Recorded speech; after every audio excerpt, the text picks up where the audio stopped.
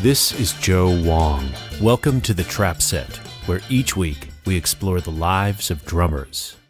I want to play something for you. Now we're going to give our drummer Louis Hayes a spotlight.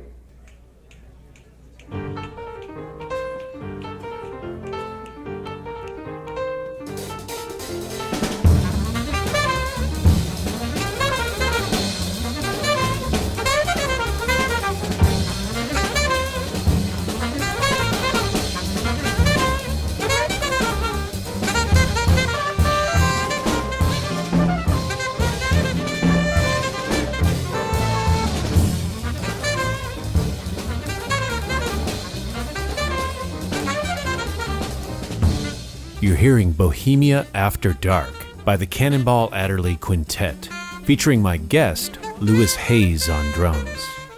Born in Detroit, Hayes arrived in New York at the age of 19 at the behest of Horace Silver.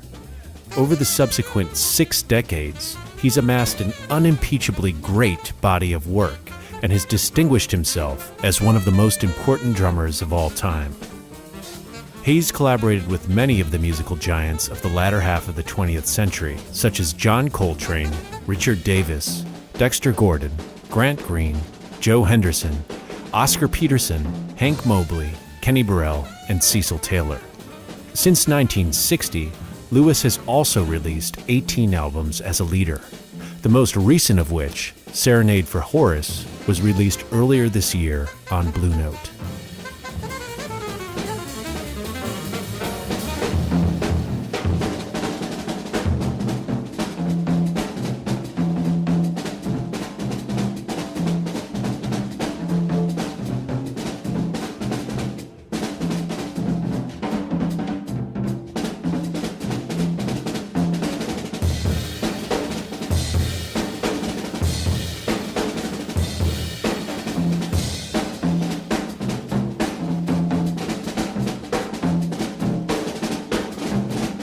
And now my conversation with the one and only Louis Hayes.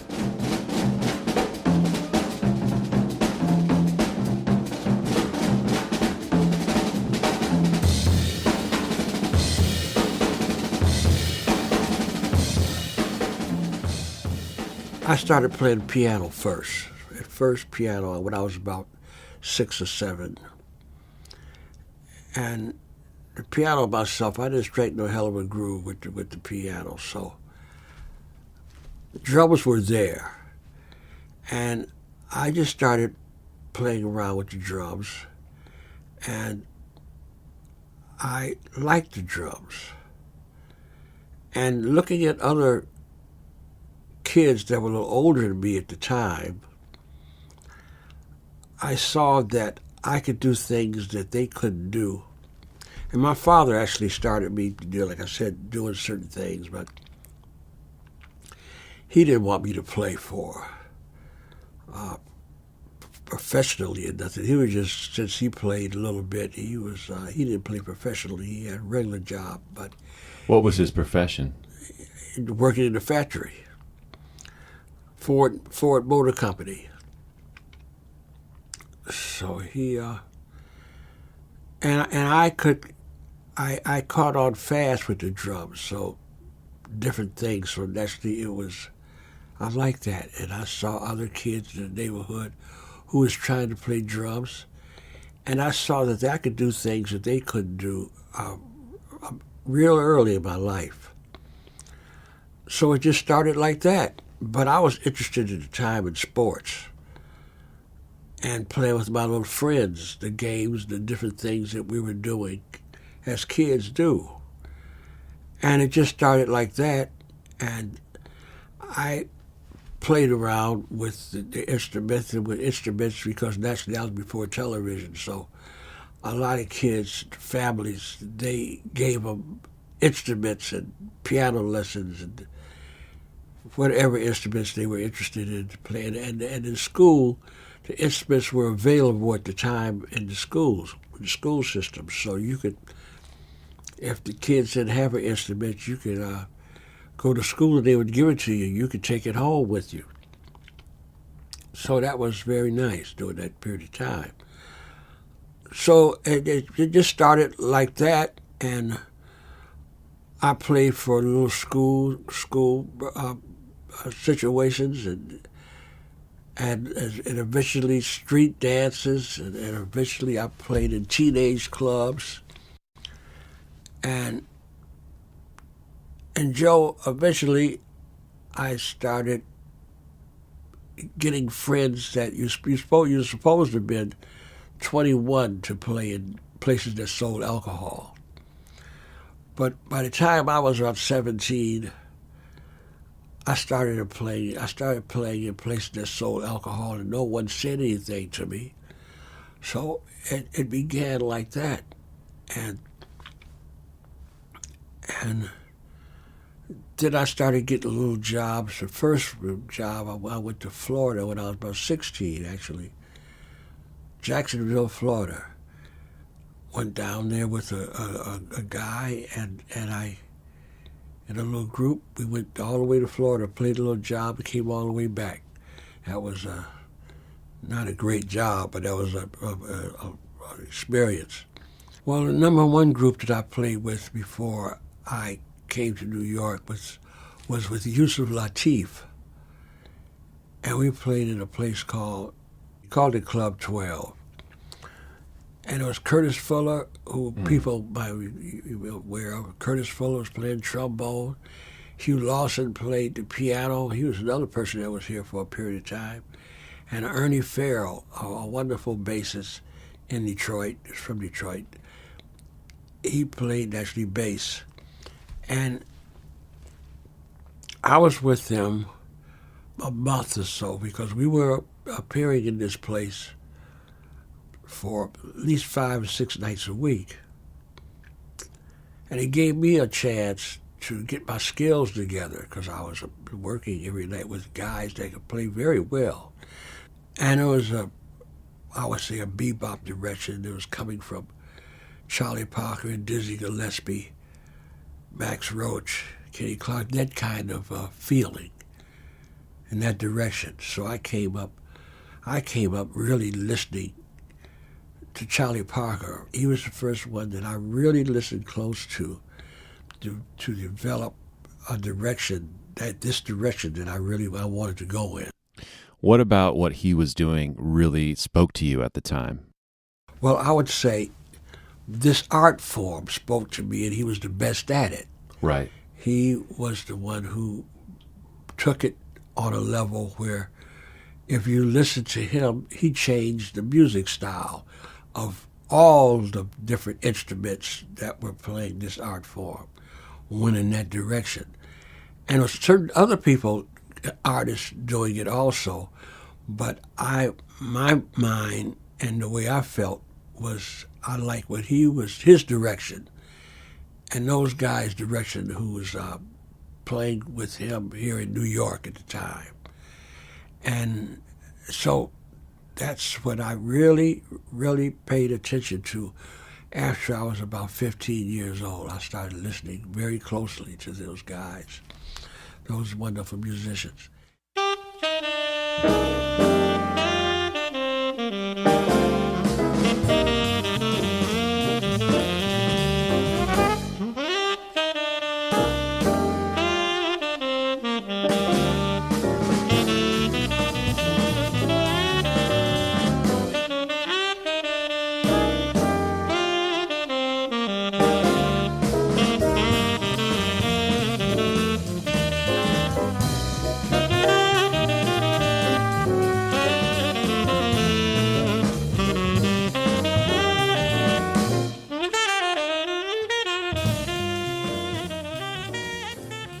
Lost that job with Yusuf, Hugh Lawson, the pianist. Something he did, I can't recall. And they asked Hugh how old he was, and he had just turned 21, and I wasn't even close. So that was it for me. Huh. And right after that, the bassist Doug Watkins and Donald Byrd, who I knew not well, but they came back. They were living here in New York, But they came back to Detroit for some reason. And this place called the West End, where a lot of artists, after the job was over at 2 o'clock in the morning, they would go to the West End to eat, and you could play this music. So I happened to be out there this night, and Doug Watkins, especially, he was there, and we played a little bit together and had a conversation about whatever we might have been speaking about. And when he got back to New York, Horace Silver was appearing with Art Blakey, the Jazz Messengers, and that group was disbanding, and Art was keeping the Jazz Messengers, and Horace was starting his own quintet. And I don't know what Doug Watkins, our Donald Byrd, said to Horace, but they said something that got Horace's attention, very positive. And Horace Silver, he called me up. Naturally, I didn't believe it was him. I thought it was one of my buddies playing a game on the telephone. But he called me one afternoon and basically asked me would I come to, did I advise to come to New York and join his quintet. And after I figured out that it was really Horace Silver calling me, naturally I was thrilled. And so I got with my family and said that I had this opportunity. I had just turned 19 at that time. I had this opportunity to go to New York, and that's what I wanted to do. So they got me together. Is that something that you were planning on someday, coming to New York? Exactly right. So when did you kind of transition from, playing music as a hobby and doing these gigs at the teenage clubs to really being serious about being a professional? Well, I would say it just happened. I started getting serious about music when I was about 15 or 16. Sports kind of went away in my life. And when I was about 15 or 16, I started listening hard and practicing. And I started trying to be this artist, this musician, that I started challenging myself and listening more closer to this art form. But I wanted to come to New York, not go to California, L.A. There was a lot of my friends wanted to go to L.A., wanted to go in that direction. I always wanted to come to New York. I heard the musicians that I admired were from New York. Birdland was here in New York. I wanted to go in that direction. I knew that. But at that young age, I didn't have any idea how it was going to happen, when it was going to happen, if it was ever going to happen. I just was dreaming. So that's just as far as I took it. But how fate had it, when Horace Silver called me at that young age, I wouldn't have been able to come to New York. I wouldn't have just come on my own at that time if he hadn't called me and gave me the opportunity. I mean, I had a job before I got here. I was going to appear with Horace Silver. And if I could play well enough to be a part of the scene, I'm good. I'm a person that can function in Manhattan, in New York. Right.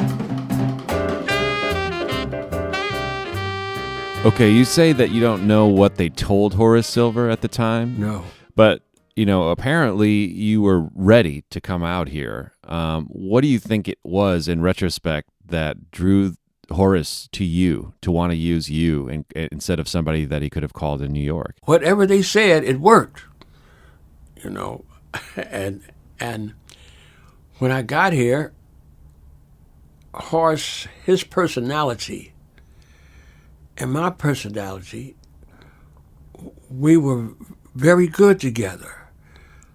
He was a very calm, not overreacting person. He checked me in the Elvin Hotel, which was on 52nd Street and Broadway, right across the street from Birdland. I was in a hotel room where I could look right down on Broadway and right at the canopy, the Birdland, and see who was going in and out. I didn't know who they were, but I could look right there. That was magnificent to me. And Horace, I would go to his apartment, and he was writing all of this music that he's always been famous for, and writing all these compositions that he wrote. And I would listen to him play the piano. And he would write compositions, full compositions. I mean, it would be not just like writing a melody and you play a melody and everyone's solo and you take it out. No, he would write parts for everyone. He would write interludes for his compositions. Horace, he didn't tell me what to play. He wrote music out for the other guys that played the other instruments in the quintet. Me, he would say, use your imagination and you can play and put something to it better than anything that I could write. So he gave me the freedom to play his compositions and express myself the way that I felt, which was, that was just great. And I would listen to like I said, to what he was playing on the piano and the arrangements, because Horace liked to rehearse. So I would listen to him, and the first recording date we did was 6 Pieces of Silver. That was done in 1956. That's the year I came here, 1956. And so that was the first time I had been in the studio.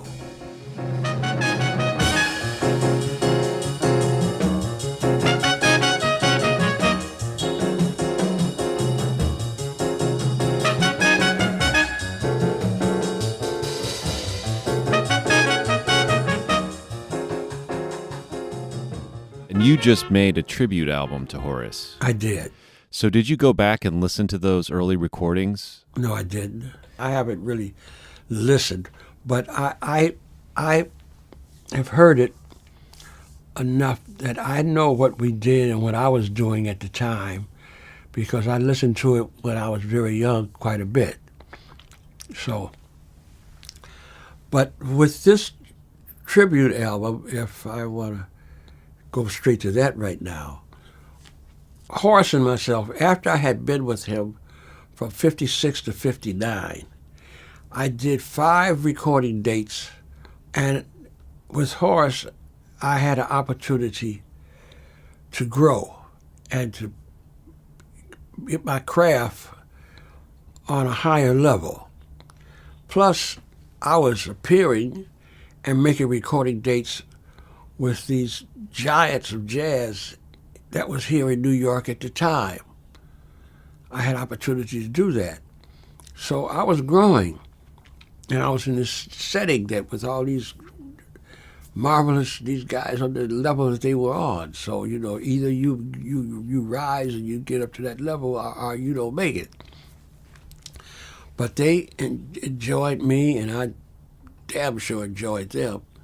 So with Horace, from 56 to 59, was a wonderful time. Couldn't have been any better for me than to be with Horace Silver at that time. And after I left Horace in '59 and joined the magnificent Cannonball Adderly and his brother Nat and Sam Jones, we still stayed in touch with each other. But in his later years in his life, him and his son, Greg, they moved back to this area, New Rochelle, and he had a wonderful home there. And at this time in his life, his health was failing him, and he wasn't that well. So he was basically homebound.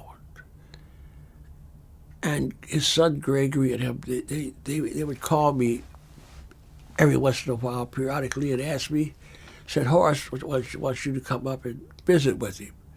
Because he was a very quiet person. He didn't have too many people that he actually dealt with as close friends. So I was a person that had that honor to go and visit with him when he wasn't feeling too well.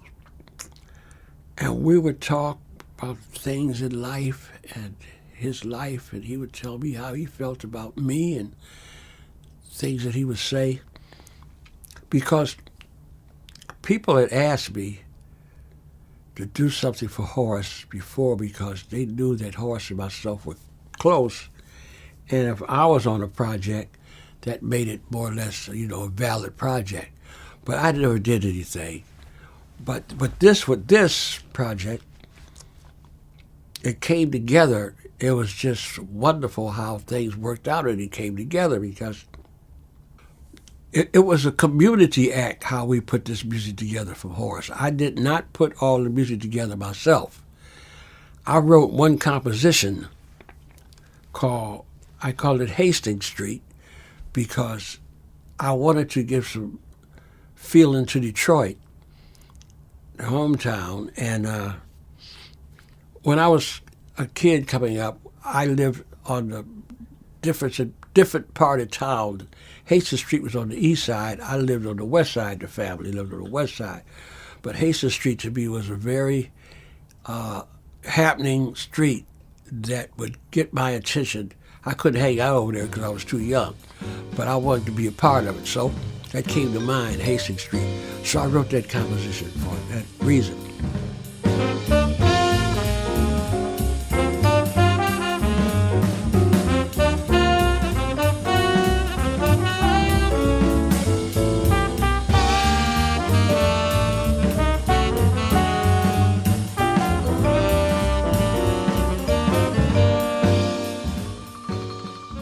This episode of The Trap Set is brought to you in part by Collectivo Coffee. Handmade coffee since 1993. Check them out online at collectivo.com. We put the music together as a team. Everybody in the group contributed to put that music together. I like doing things like that. I'm not a person that's a band leader that I have a direction, and my direction is the way it's going to go. I like to have, we talk it over, and everybody, we're friends, so everybody feels good, and it's a part, and it comes together like that, so everybody's a part of it. So that's what happened with this recording date. And for the last over a month now, it's been #1 on the charts, and it's up for 5 Grammys in these different categories. So that's, that's magnificent. I've had such a wonderful life, a creative life, and with all of the recording dates, I've been fortunate to make so many recording dates with so many artists that I looked at as the people that I wanted to be involved with. And that's all that I wanted to do. Is I didn't want to be a person that tried to play just for money. Right. I wanted to play what I wanted to play and who I wanted to play with. And sometimes it worked out, most of the time I'd say it worked out pretty good. Sometimes it didn't work out so well because just doing that could put you in situations sometimes where your money is not on the highest level. And in having a family, sometimes. What would you do to navigate through those situations? Well, luckily, I've been married 2 times. And my first wife, I was always working, but my wife now, we've been together almost 50 years. She was working, and sometimes it was a little uncomfortable, but we made it through. So that's what would happen. Then someone would come up. And how many kids do you have? I have 2. I have 1 daughter by my first wife, and a daughter by my wife now. So you mentioned that sometimes because you wouldn't compromise artistically, it caused you to go through difficult periods financially. But I wonder if you ever went through difficult periods artistically, either, like a block or not feeling the music. I tell you, Joe, I never went through that kind of a period of time where I was, my mind stopped working, or I felt like I wanted to go in another direction. I always felt positive. It's just that I played some jobs at certain times where I wouldn't have taken those jobs if I didn't have to at the time. But I always was positive and felt like things were going to change and go back in the right direction.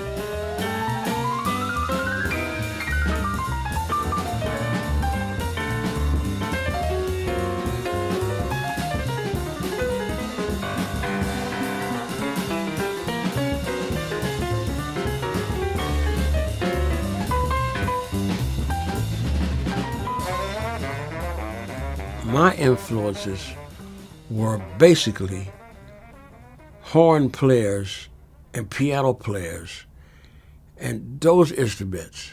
Those people were my main influences, actually. Like I mentioned from the beginning, Charlie Parker was my main influence.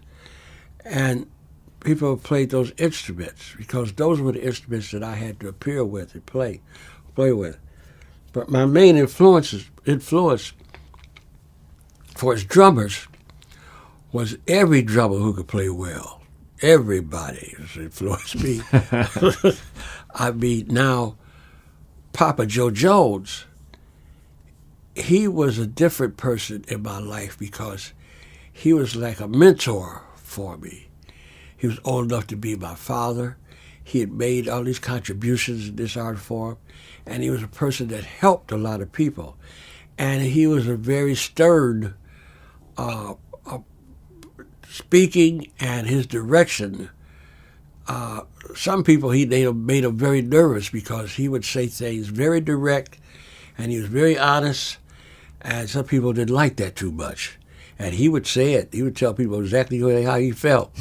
So it was difficult to be around. What did he tell you?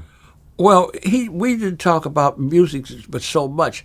But one of the main things he explained to me was how to be a man and how to conduct yourself in this world and how to conduct yourself when you go to these different places in the world.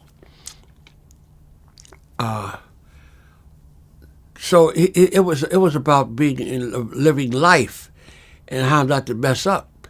So that's when I got a lot from him. And he would take me places that, now see, you bring your wife over here, you don't take her over there. I mean, he would tell me a lot of things that a father would say to a son, more or less. So having him in my life was just, what can you say? That was just wonderful. Do you still think about the advice that he gave you? I do. So what are some pieces of advice that run through your mind from time to time? It's just living life and being a person that you conduct yourself in front of people a certain way. When you play, you owe the audience the best performance that you can give them at all times. You don't owe people anything, but you owe the audience who's looking at you and come to see you a best performance that you can give them at all times. And try to conduct yourself a way that you carry yourself on a certain level, that so people will look at you and have respect for you on a certain level at all times. But so being right, and Philly Joe, he was a person that to me he played the instrument on such a high level, and he had such command of the instrument, the way that he could think, the things that he could think of to do, but he had facilities to do it. I thought he was a major contributor to this art form, one of the major contributors to this art form.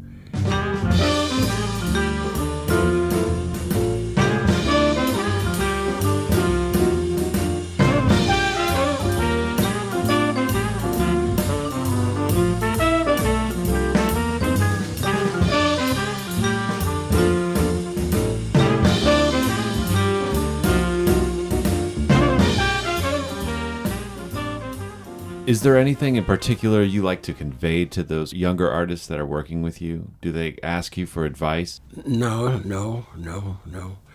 When I convey something, it's on stage. Yeah. And they get it, so we work well together. I don't have to say anything. We're playing together. We're making this art form together and having a great time and creating together because we're enjoying each other.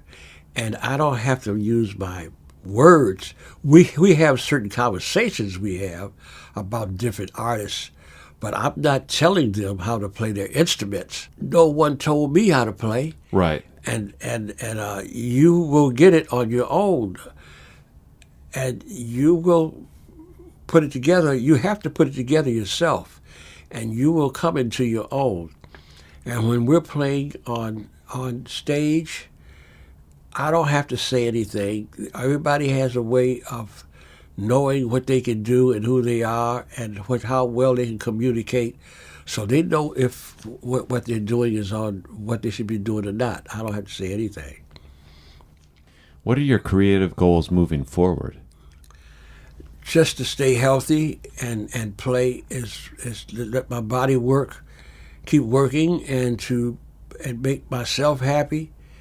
First, make me happy, then I can make other people happy. So what makes you happy? A living life and my family and being able to play this art form with the artists that I'm appearing with. As long as I'm being able to have a family and we're able to love each other on a high level and they're happy, and I'm healthy, I'm Melody. Well, I think that's a great place to end it. Louis Hayes, in my opinion, you're one of the greatest to have ever done it, and we're honored to have you on the show. Thank you so much. Thank you, Joe, for having me.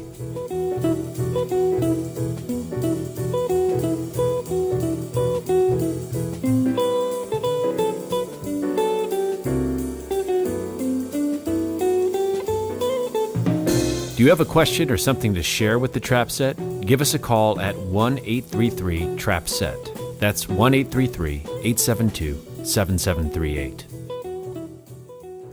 Hey, Joe. My name is Steve Vorath. I'm in Milwaukee, Wisconsin. I actually saw your live podcast, and I listened to the rebroadcast a little while ago. But there was a question I wanted to ask you when I was there, and I just never did. But so we were talking about all the great drummers of Milwaukee and how what they loved about being in the city and making music in the city.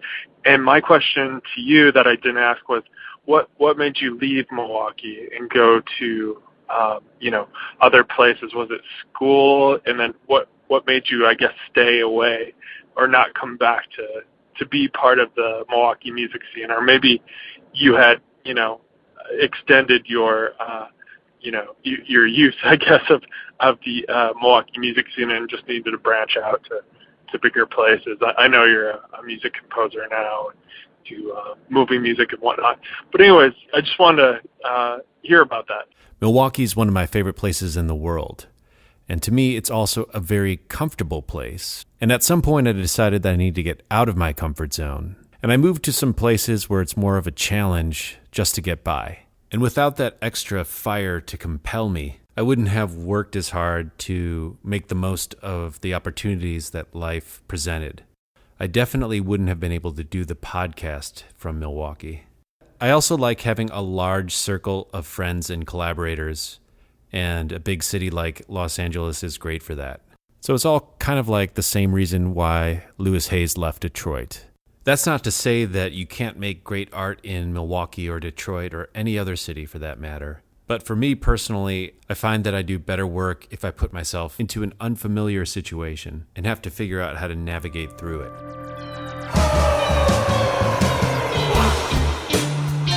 The Trap Set is produced by me, Joe Wong, along with Chris Karwowski, who also edits the program. Follow us on Twitter, Instagram, and Facebook at The Trap Set, and visit our website, thetrapset.net, to subscribe to our show for free. If you enjoyed what you heard today, please donate to our show. If you can't afford to donate, please tell a friend and give us a good rating on iTunes. Send your feedback and guest requests to thetrapset@gmail.com.